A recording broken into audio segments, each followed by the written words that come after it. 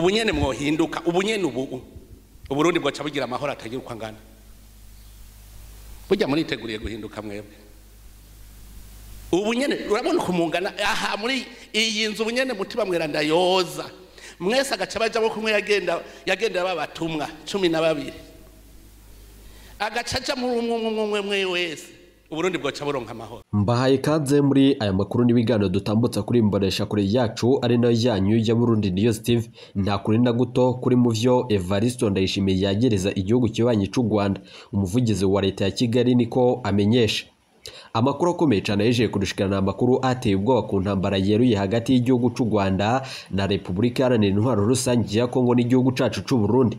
Amakuru dufise aka kanya na makuru ateye ubwo tujyaho tuze kuganuka ko mu buryo bw'idonido ndababwira ukuri reka nsubire ndabipfuriza umwaka mushasha wa 2024 reka rero nsubire ndagwe mwiriwe canke mwaramutse bivanye naho muherereye kuri mwese mumvireza amakuru n'ibiganiro dutambutsa kuri Burundi News TV muherereye irya nino ku migana y'amakungu ya kure abatwumviriza muherereye irya nino mu karere k'ibiyaga binini eka ndagwe kaze nshuti munywanyi wacu kuri we wumviriza amakuru yacu uherereye nga mu gihugu cacu c'u Burundi mu makomine agiye atandukanye mu bisata bitandukanye vy'igihugu abari nga ku mugwa mukuru wa politiki Gitega abaherereye irya nino mu gisagara c'ubudandaje Bujumbura mwese muhawe kaze muri aya makuru akomeye cyane ahejeje kudushikira. Ndababwira ukuri reka nsubire ndagukengurukira cyane inshuti munywanyi kuri waje gupyonda ijambo sabone kuba tarabikora akaniko karyo ndagusaba muri musi video rabanditse ijambo sabone pyonde ko uraca wabona arakazujya nawe nyene pyonde ko hama tuje turabana amakuru bigando dutambutsa kuri Burundi News TV. Ndabibutse yuko ayari amakuru avugwa mu bisata bitandukanye gisata ca politique umutekano n'agateka zina muntu mukatorizwa n'umugwa amenyesha amakuru muhinga akorera nga mu gihugu c'u Burundi n'abandi bakorera irya nino mu karere k'ibiyaga binini. Gushika ubu ingingo nkuru turazifatira ku makuru akomeye cyane hejeje kurushikira kuri rigerekerezo. Perezida Evaristo Ndayishimiye yatewe ubwoba n'igishika mu nyuma z'amajambo akomeye cyane leta y'u Rwanda ejeje gushikiriza. Umuvugizi wungirije Colonel nanone nga mu gihugu c'u Burundi amenyeshe yuko Perezida Evaristo Ndayishimiye gushika ubu ngubu amajambo ateye ubwoba yashikirijwe na Simon Kabera wo mu gihugu c'u Rwanda ari amajambo yakuye umutima na cane bamwe mu basirikare bari bibonekeje mu gushigikira Evaristo Ndayishimiye. Perezida Evaristo Ndayishimiye wewe nanone nkuko yabishikiriza dufatiye nanone kukungene igihugu cacu cubatse biraboneka yuko igihugu cacu kitesukirwa mu ntambara ariko nanone ntibivuze kandi ntibisiguye yuko umwanya ku mwanya twaba tugira twishore mu ntambara irashobora kudukwegera akarambaraye. Ayo nta majambo akomeye cyane ya generale akomeye cyane atashimye yuko tuvuga amazina yiwe kumva z'umutekano wiwe amenyesha yuko igisirikare c'u Burundi cubakitse na cyane ko umwanya ku mwanya gishobora kwivuna umwanzi. Uwo mu generale amenyesha yuko Perezida Evaristo Ndayishimiye ariko yibonekeza mu bikorwa bitandukanye na cyane ko wewe asaba yuko yotanga imihoho bivanye nuko intambara igiye gukwegera abarundi akarambaraye. Yagarutse ku majambo akomeye cyane yo gucurira igihugu kibanye c'u Rwanda indagara avuga yuko Perezida Evaristo Ndayishimiye amajambo yashikirije ari amajambo adakwiriye nk'umukuru w'igihugu. Amakuru dufise yemeza yuko u Rwanda nago nyene hari inyishu rwatanze muze kunyemera tubigaruke ko muri aya makuru akomeye cyane twabateguriye. Mbahaye kaze. Muri Repubulika Iharanira Intwaro Rusange ya Congo Felix Antoine Tshisekedi wewe yahawe Gasopo n'igihugu kibanye c'u Rwanda ni mu nyuma z'uko gushika ubu ngubu ahawe Gasopo mu nyuma z'amajambo akomeye cyane yaheruka gushikiriza ikinshasa. Perezida Felix Antoine Tshisekedi umunywanyi wa nyene icubahiro General Major Evaristo Ndayishimiye gushika ubu ngubu yamenyesheje yuko niyo kongererwa ikiringo co kurongora Repubulika Iharanira Intwaro Rusange ya Congo azocagaba igitero cyaminuza ku gihugu kibanye c'u Rwanda ivyo bigigwara bishigwe mu ngiro. Abasirikari batari bake bashizwe ku mbibe hagati y'ibihugu vyombi. Amakuru dufise arateye ubwoba leta y'u Rwanda yarungitse abasirikari mu gucungerera umutekano ukuri nukuhe ku ngabo z'u Rwanda RDF n'ibindi bitandukanye. Perezida w'igihugu kibanye c'u Rwanda yamenyesheje yuko abanyagihugu bakwiye kuri yaba bagasinzira na cane ko umutekano ucungerewe. Evaristo Ndayishimiye umukuru w'igihugu cacu c'u Burundi amenyesha yuko umwansi umwe rudende afise ari igihugu kibanye c'u Rwanda gicumbikira kandi kigatanga imyimenyerezo ku basirikare nanone b'umuhari ugwanya leta y'u Burundi Intambara, akabishikiriza mu majambo yiwe yumvikana kandi akomeye cyane. Perezida Evariste Ndayishimiye yasubiye guhabwa Gasopo n'igihugu c'u Buganda mu nyuma z'ayo majambo akomeye cyane yashikirije. Perezida Evariste Ndayishimiye gushika ubu ngubu amakuru akomeye cyane yejeje kudushikira nuko bamwe mu bajenerali hatanguye amatati hagati y'ibihugu na cane bivanye n'amajambo Evariste Ndayishimiye yaherutse gushikiriza. Umushikiranganje wa mbere Yeruye ko buce bataziranda kugarika gushika ubu ngubu ajeje kumenyesha yuko Perezida Evariste Ndayishimiye amajambo yiwe nanone agiye gukwegera igihugu c'u Burundi akarambaraye. Munyemerere tubasubize mu nyuma gatoya tutangurire kuri aya makuru akomeye cyane ajeje kudushikira. Perezida Evariste Ndayishimiye mu nyuma z'uko leta y'u Rwanda irahakana amajambo yashikirijwe n'umukuru w'igihugu c'u Burundi Evariste Ndayishimiye, aho yagereje ico gihugu c'u Rwanda ko rufasha inyeshamba z'abarundi zifise ibirindiro mu buseruko bwa RDC. Nanone mu itangazo nanone ryashizwe agaragana b'ibiro vy'umuvugizi wa leta y'u Rwanda, u Rwanda ruvuga ko atasano rufise na cane mu buryo ubwari bwo bwose nanone bw'umugwi wari wo wose ugwanya leta y'u Burundi witwaje ibigwanisho. Mu kiyago nanone cejo haheze nanone abamenyesha amakuru batandukanye bamenye kandi amakuru avuga yuko Perezida Evariste Ndayishimiye yasubiye kwagereza igihugu kibanye c'u Rwanda karico nanone kigisha ivya gisirikare no kwica umuhari nanone kwica abanyagihugu mu gihugu c'u Burundi. Ivyo vyose bikigishwa umuhari Intambara ugwanya leta y'u Burundi nanone ushingiye muri Repubulika Iharanira Intwaro Rusangi ya Congo, aho ni mu buseruko. Uwo muhari nanone ndabibutse yuko wama ugaba ibitero bikomeye cyane ngaho mu gihugu c'u Burundi, ariko hakibazwa imvo ugaba ibitero mu nyuma ugahakana yuko ari we nyene woba wishe abanyagihugu. Abategetsi batari bake batanguye kuvuga yuko Perezida Evariste Ndayishimiye ari wewe yafashe ingingo ikomeye cyane yo kurungika abasirikare baja kugandagura abanyagihugu mu Gatumba mu nyuma z'uko Intambara yoyo yari hejeje kwica abasirikare 9 n'umupolisi. Amakuru dufise yo kwizerwa arateye ubwoba. Ni mu nyuma z'uko nta kuri na guto kuri mu vyo Evariste Ndayishimiye yagiriza igihugu kibanye c'u Rwanda. Amakuru avuye mu Rwanda arateye ubwoba. Ndababwira ukuri, Perezida Evariste Ndayishimiye na Perezida Felix Antoine Tshisekedi mu nyuma zo guhuza inguvu umwanya ku mwanya bashobora kugwanya umwansi wabo ari wo u Rwanda. Munyemerere tubabwira ukuri muri aya makuru akomeye cyane ariko arakwiragizwa irya nino ku mbuga hwaniro zitandukanye. Umuvugizi wingirije w'ingabo z'u Rwanda Lieutenant Colonel Simon Kabera yatangaje ko abanyarwanda hari nanone bakwiye kumva yuko batekanye ndetse bakabandanya imirimo yabo, ntibakugwe umutima n'amajambo akomeye cyane kandi atera ubwoba igihugu, kuko ingabo zacu ziteguriye kandi zidakangwa n'amajambo kuko nanone zanyuze mu bikomeye kurushako. Perezida wa Repubulika Iharanira Intwaro Rusangi ya Congo Felix Antoine Tshisekedi Chilombo ubwo nanone yari ku kibuga citiriwe Saint Therese i Kinshasa ku wa 18 Kigarama mwaka wa 2023 yari mu myiyamamazo yo kuyobora igihugu nanone mu kiringo ca kabiri, ari naco nyene yatorewe. Gushika ubu ngubu inama ya Seni ikaba yemeje yuko Perezida Felix Antoine Tshisekedi yongerejwe ikiringo. Gushika ubu ni Perezida wa Repubulika Iharanira Intwaro Rusangi ya Congo yatangaje ko ateganya gusaba inteko nshingamategeko kumuha uburenganzira nanone bwo gutangaza intambara ku gihugu c'u Rwanda, mu gihe umutwe witwaje ibigwanisho nanone wa M23 warasa mu mujyi wa Goma. Ni mu mvugo kandi zaranze nanone umukuru w'igihugu nanone mu mbwirwaruhame nyinshi yavuze mu mwaka wa 2023 imbere y'abanyagihugu ashikiriza yuko umwansi umwe rudende afise ari u Rwanda. Bikaba uko Perezida Evariste Ndayishimiye nawe nyene akaba ariko yadushikirije mu cankuzo, avuga ko u Rwanda nanone ruzarangira kandi bazorugira intara ya 27 ya RDC. Ese vyokunda? Amakuru dufise yo kwizerwa arateye ubwoba.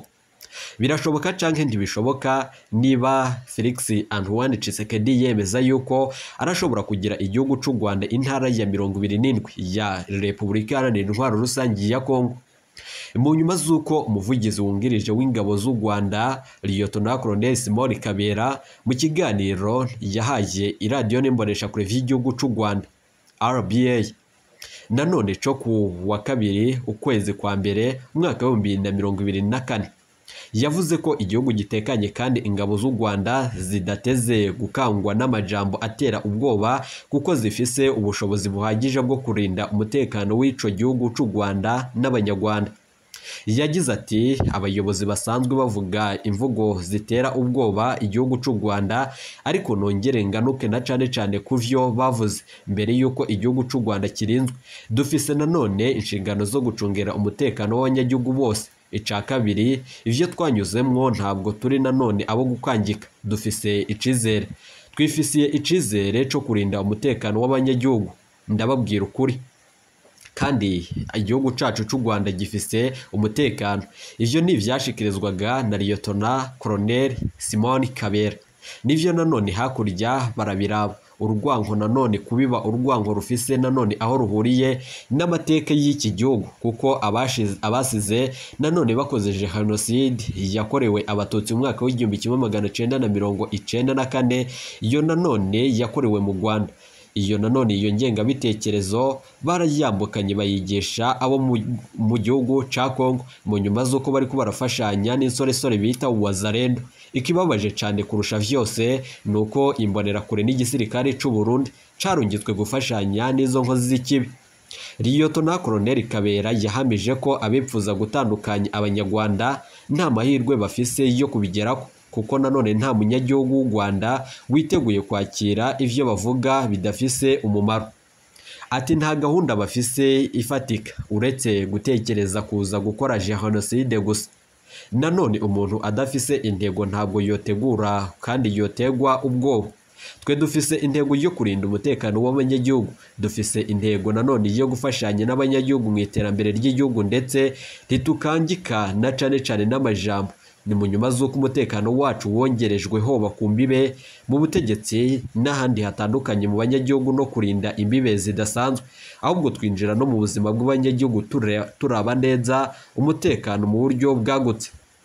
Imbibe nanone n'imibereho myiza y'abanyagihugu turaba nanone uko umunyagihugu atuye neza, uko nanone abanyagihugu bafise umutekano uhagije, uko bigishwa n'ibindi bitandukanye. Yabandanije avuga ati ndashaka kurema umutima abanyagihugu na cane abahungamanyijwe n'amajambo akomeye cyane ya Perezida Evariste Ndayishimiye na Perezida Felix Antoine Tshisekedi wa Congo. Amajambo si ubwa mbere avugwa, yaravuzwe na kera turi mu ntambara yo kubohora igihugu, ariko nanone ntivyadutubujije kugera ku ntego yo kugira ngo igihugu gitekane. Yagaragaje ko bamukerarugendo basura nanone abantu nanone bakidagadura bakagira urukino kandi ivyo bikwiye gukomeza muri uwo muyo.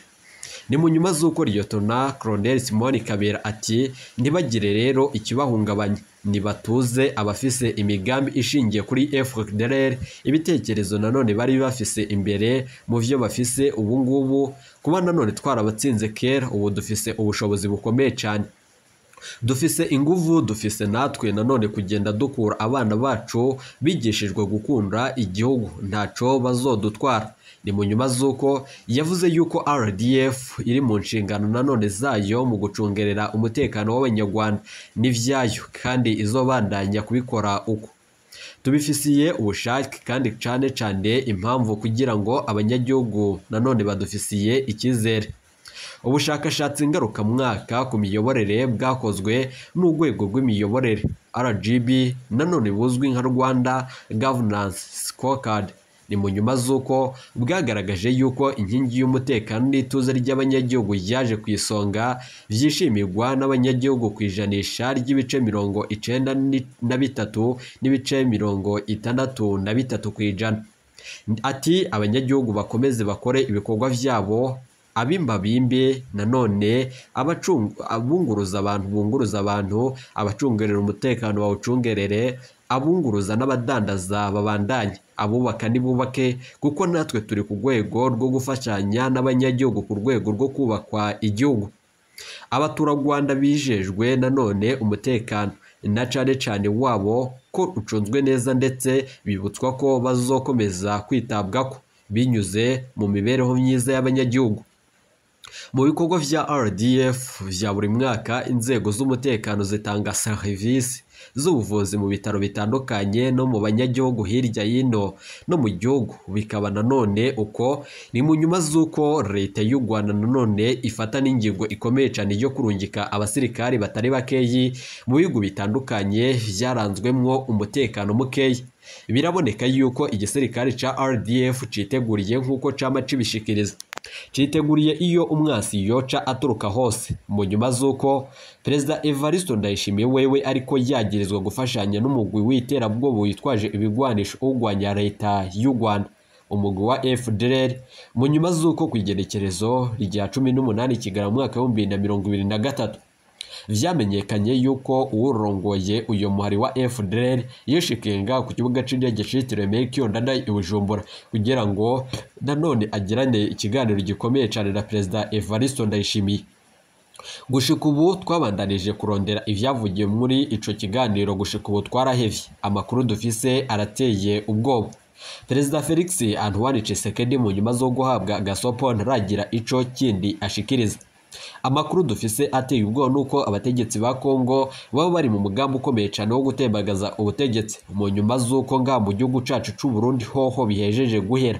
Perezida Evariste Ndayishimiye yifatiye kuganga umushikiranganje wa mbere Gervais Ndirakobuce bataziranda kugarika uwahora ari mu mugambi ukomeye cyane wo kumutembagaza. Ikibazo cerekeye amajambo twebwe tubona ko ateye isoni umukuru w'igihugu ariko arakoresha mu kwagiriza igihugu c'u Rwanda, twebwe tubona ko biva ku bibazo umurengera vyugarije ubutegetsi bwa Ndayishimiye uno munsi adashobora kuronkera inyishu. U Rwanda rero tubona ko ruriko ruraba icitwazo c'ibibazo vy'umutekano muke Evariste Ndayishimiye yateje mu gihugu ca Congo mu kurungikayo abasirikare mu ntambara itaraba Burundi, none muri kino gihe bariko baricwa abandi bafatwa mpiri n'imigwi bahanganyeyo. U Rwanda ruriko ruraba icitwazo c'uko atanyishu leta y'u Burundi ifise kwibura ry'igitoro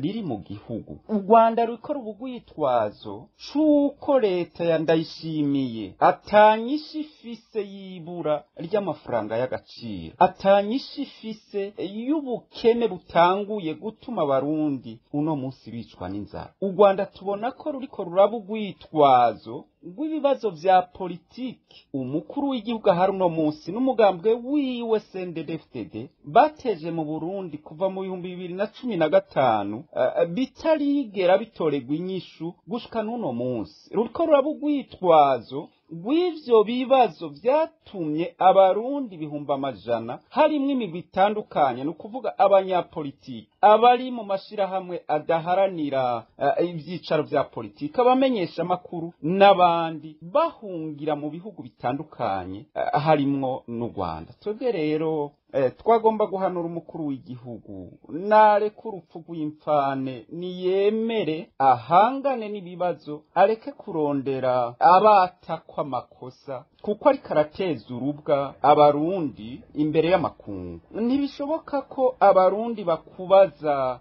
ibitoro batariko bararonka ngo uce uvuga ngo u Rwanda niko ruteye ingorane. Ntibishoboka ko abarundi bagusaba gutahukana impunzi, aho kwicara ngo wige ingene wotahukana impunzi ugaca uvuga ngo ikibazo n'u Rwanda. Bene izi mvugo uretse ko zisuzuguza igihugu zirateye isoni ku muntu afise igihagararo c'umukuru w'igihugu.